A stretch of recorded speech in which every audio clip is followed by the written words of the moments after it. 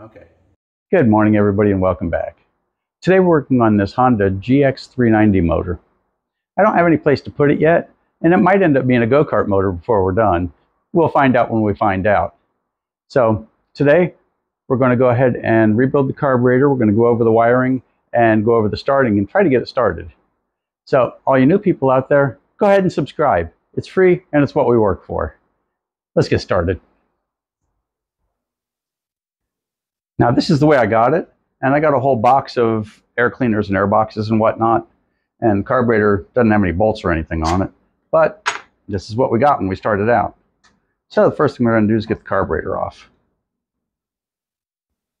And we'll do that by, that fuel line doesn't feel as bad as I thought it would. There's a fair possibility this thing's got some fuel in it. So let's do this. We're going to leave that right there for the moment. We're going to carry the accelerator wide open and slide the carburetor off just a little bit. And there we go. Now it looks like we lost the return spring. It broke. But that's going to happen with older motors. So that's not a big deal. Let's go ahead and unhook the carburetor.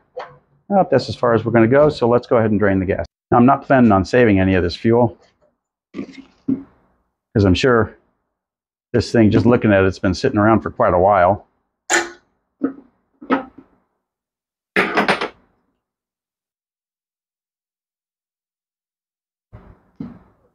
So I'll scoot this over here.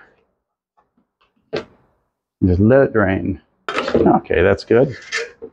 So far our parts list includes a new spring and a fuel line.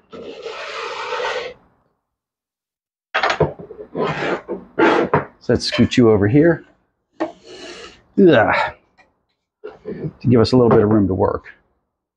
And of course, any of you guys who have ever worked on one of these know, what are we starting out with? A 10mm socket. It's always a 10mm socket.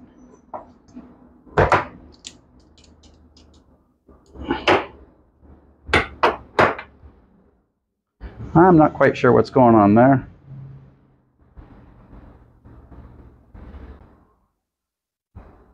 Now, no danger of rust with that much oil in it. Or maybe I'm wrong. There might be a danger of rust. Let's pull you out and see what we got going.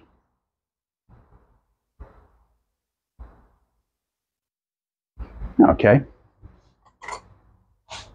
Next thing we're going to do is go ahead and pull the jet out. And I gotta say, this is the first time I've ever been doing a carburetor and gotten that much oil out of the bowl. But because this motor, because this motor could have sat on its side, it wasn't attached to anything, it is 100% possible that this oil is nothing more than motor oil from it being run sideways, being laid sideways, I should say.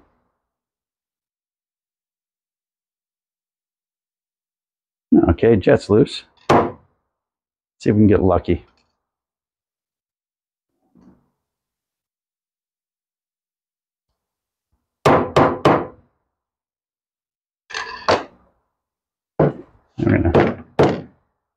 There we go, jet's out. Now, this is going to sound crazy, but I know this works. I think this carb might be savable. It's going to wreck my water in my ultrasonic, but let's go ahead and put her in.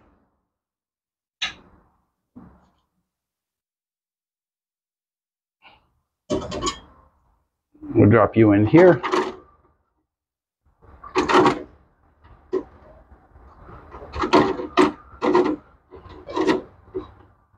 There we go.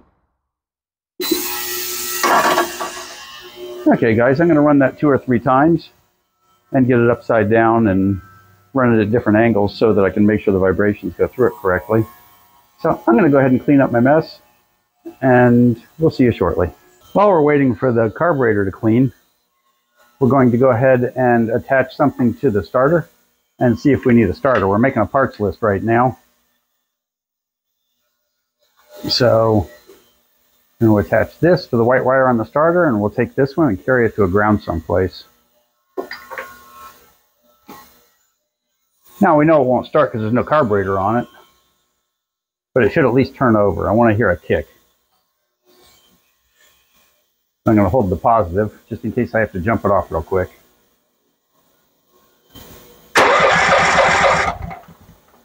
Ah, that's a very good sign. That means the starter's all good, and all we have to do is get the carburetor going, and with a little bit of luck, we'll have a motor. One of the things I noticed when I first took the gas cap off was there's a little bit of rust in the bottom of the tank. And since we're waiting for parts anyway, this is a good time to do this.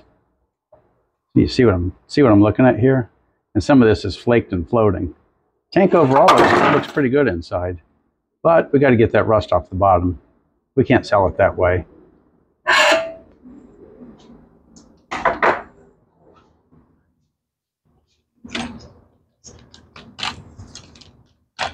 So let's pull the tank off real quick.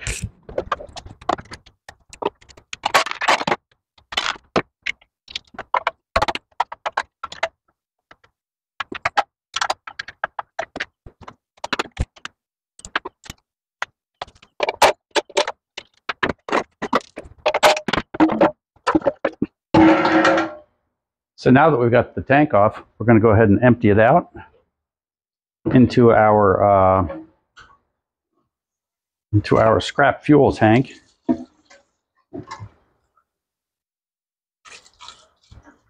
can see there's quite a bit of gas that didn't even come in through the filter.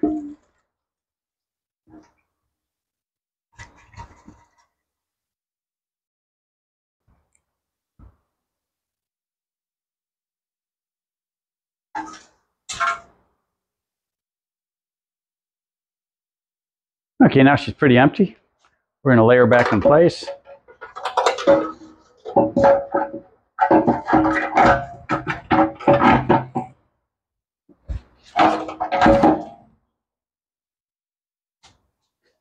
Now we're going to fill it up with our magic tank cleaning solution.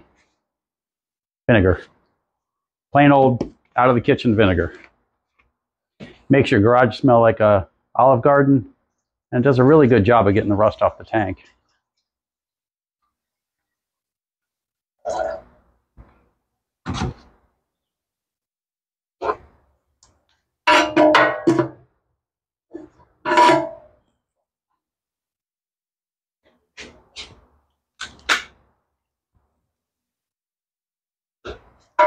Now, if you look inside, you can see we didn't put a whole ton in because the sides of the tank look really nice.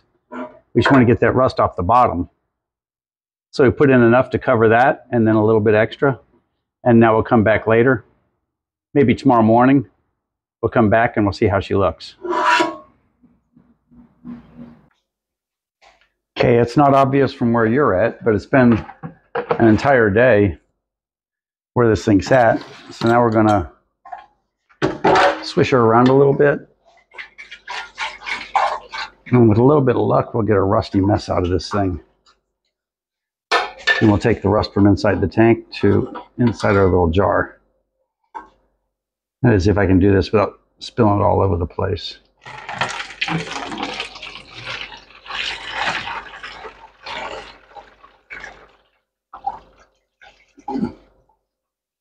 Let's see what we got.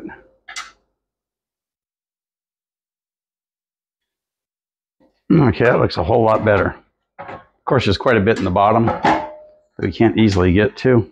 We're probably going to want to paint this thing before we're done. That's what came out of the tank. Okay. If you remember when we looked at this before, there's a little bit of rust in the bottom. Now it's still got little tiny spots here and there.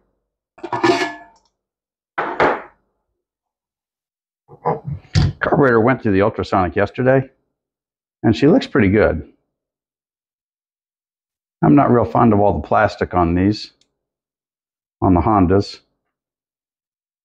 Don't want to be mean to Hondas, but the Harbor Freight ones have better carburetors on them, in my opinion. Let's get our needle seat back on.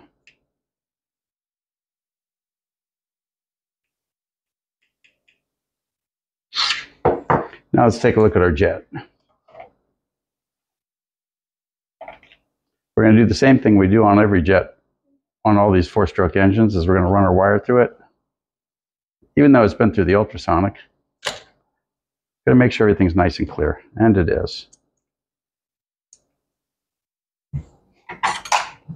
Now I'll take our skinny little screwdriver, get her back in place, get the bowl back on, and see what we've got.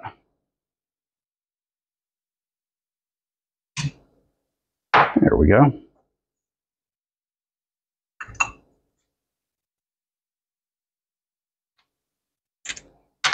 That's not a bowl bolt.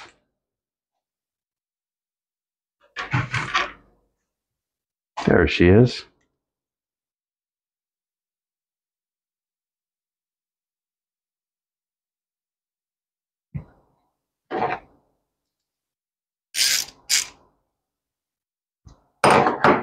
Okay, that carburetor is ready to go back into place. Okay, I went ahead and moved the gas tank out of the way for the moment, just temporarily. So now we're going to put the throttle back in place. We're going to take this tiny little spring and get it back in place.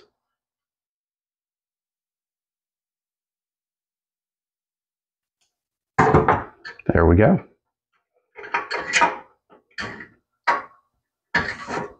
And we've got a carburetor.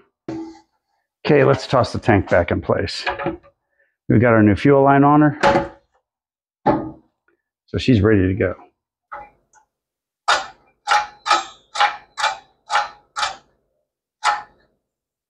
So let's put the airbox back on and see if she'll run. We always say it's always the carburetor, except when it's not. This time it's not. The carburetor was definitely a mess and the gas tank needed cleaned up, but what we ran into was this. I put it all together and I put it on the floor and tried to start it, and it just didn't give me anything. It had some spark, but not enough. So we're going to go ahead and throw the coil on real fast, and let's see if we can get it running. Okay, we've got the wire back on. Now we're going to put our little spacer, which is nothing more than a piece of printer paper folded 4 times. We're going to put it in place. And it's just spacing out between the legs of the coil and the flywheel. Most of the time I'll put it on second after I get the coil bolted up, because it makes it a little harder to get the bolts lined up for the coil. But we did it first this time because this particular one, this flywheel has an overhang. It's not super common.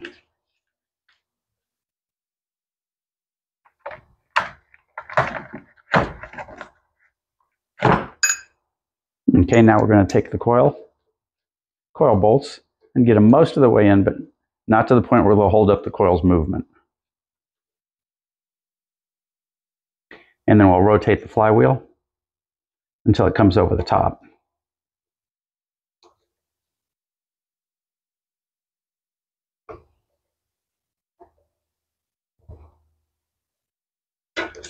Okay, you can see the coil's still loose. Then we get the bolts semi-snug, just to the point where the coil still has a little bit of movement in it. Okay, that's good. I'll snug this up a little. And the reason we do that is just for alignment. Plus, it'll be easier to hold the paper still when we spin it around.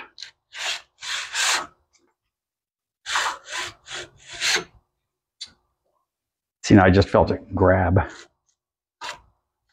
And now at this spot, it's fighting me all the way.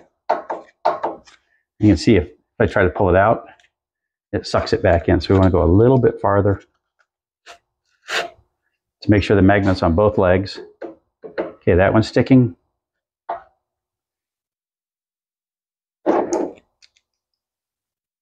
Now, we'll go ahead and snug her in.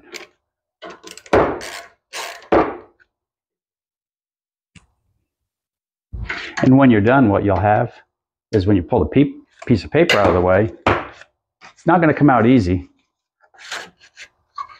As you can see, it's fighting me all the way.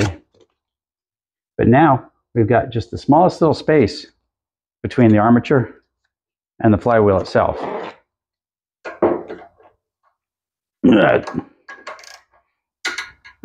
And this should not be dragging in any way, which it's not. So that should be good to go. Now we'll go ahead and get this back in its place. And it's important that your coil wire find its way back into its little holders, because once you have the cover back on, you won't be able to see it anymore. Now let's go ahead and toss the cover back on, and I expect good things at this point.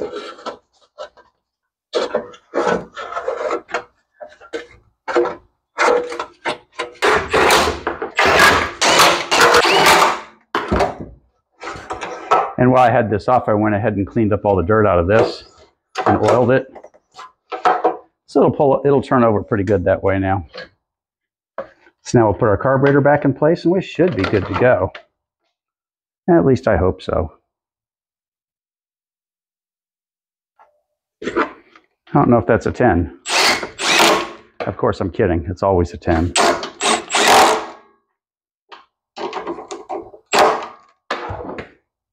Okay, and if you're wondering, I've got that set as soft as it'll go.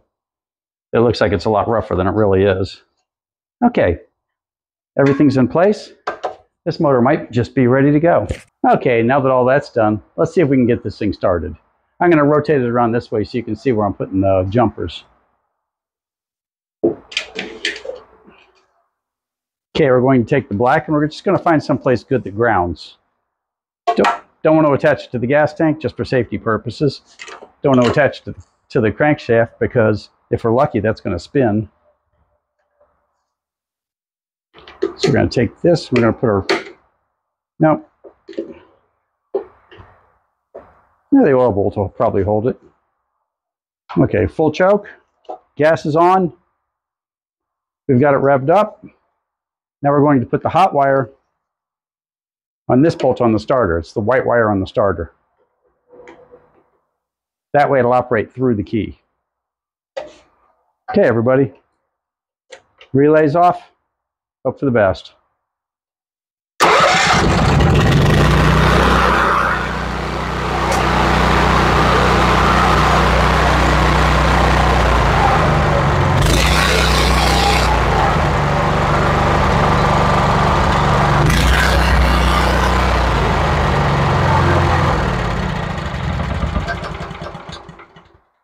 Okay, she sounds pretty good. She needed more work than normal, but it's worth it. I've got a good GX390 motor.